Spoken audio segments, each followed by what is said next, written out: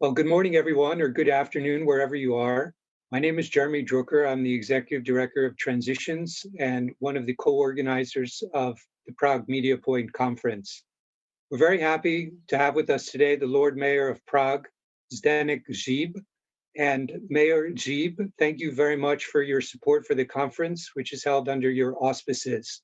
We're very happy to have you here with us. Thank you very much. I'm glad to be here. I wanted to start by asking you a question about your own personal experiences or opinion about freedom of the press. Obviously, you were too young at the time under communism to really remember what the situation was like there for the media, but you have had the experience of watching the media grow along with the Czech Republic.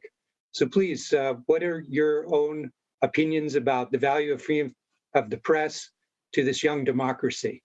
Well, yes, I was 8 years old in the year 1989 when there was the Velvet Revolution in Czech Republic. However, of course, I do have read something about that time, and of course, I've heard a lot of things from my parents and so on. So yes, there was definitely censorship at that time. However, it was kind of a specific during the last times of communism, because it was actually an auto-censorship. The people were censoring themselves. It was not usually done by restrictions directly ordered from someone, but instead the people simply took care about what they are saying, what they are writing by themselves. And to your question, yes, well, it's a no-brainer. Of course, free press is an essential pillar of democracy, and it's a watchdog with a role to scrutinize politicians and other areas of public life.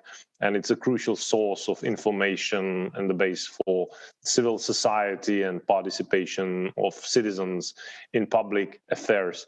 However, our problem nowadays is that there are people who do not see it that way, unfortunately. And there's a lot of people, a lot of politicians, a lot of business tycoons who are actively trying to undermine the freedom of the press.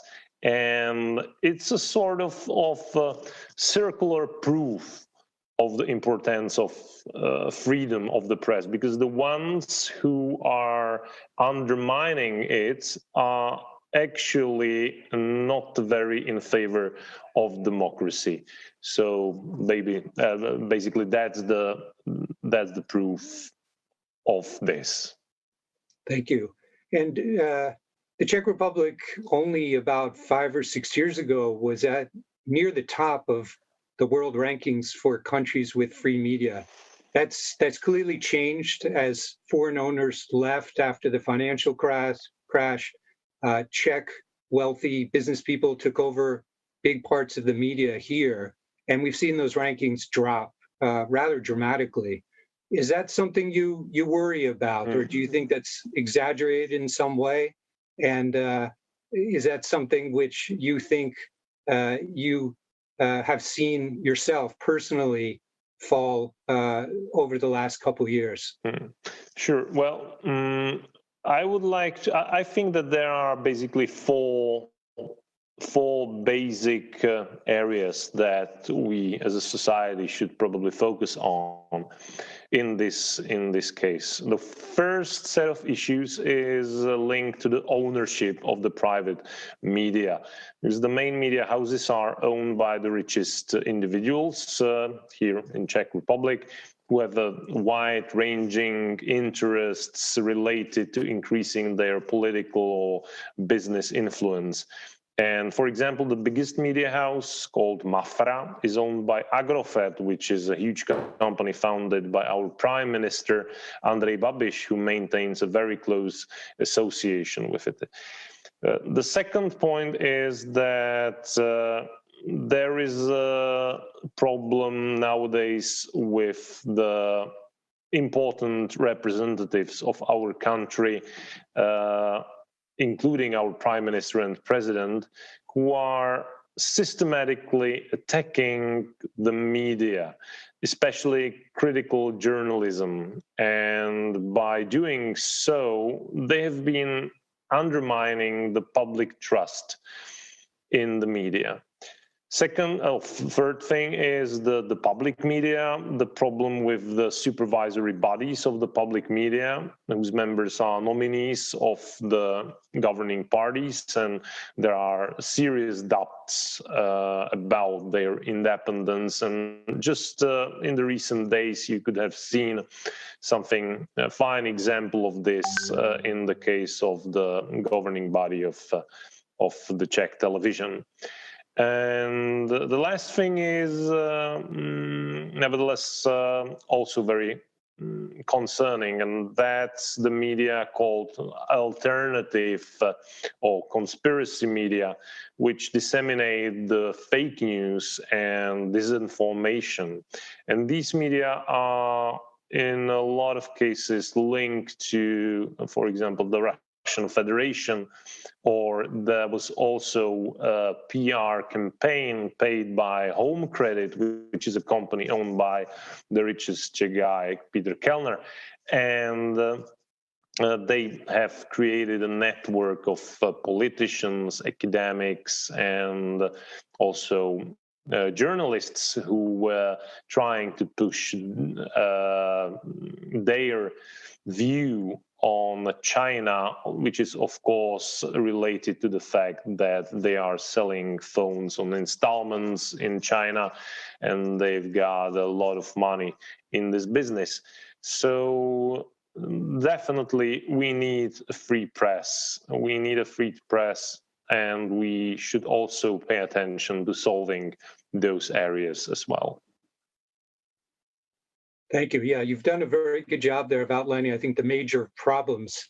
And you touched a bit on this at the end there, but what do you think we should be doing? What is, maybe it's too difficult to think of a solution for the current problems that you outlined, but what do you think a normal citizen should be doing, and people in power such as yourself? Well, definitely it is desirable to support the freedom and independence of the press. And this should be done by promoting and supporting independent boards of publicly owned media, supporting high quality education in the field of journalism, but also high quality education in the common education system, because that supports the critical thinking. And of course, we should not tolerate the culture that undermines free journalism.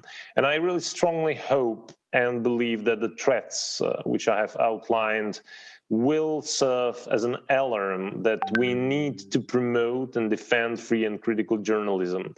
There has been a lot of voices promoting this important pillar of our democracy, and I certainly believe I'm one of them. So definitely there's a lot of work we have to do, even on the level of the educational system.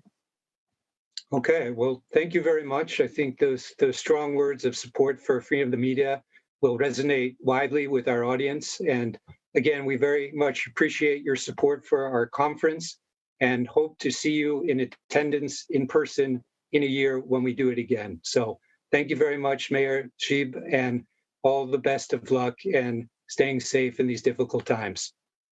Thank you very much, and good luck. Thank you. Have a nice day. Bye. Thanks. You too. Bye.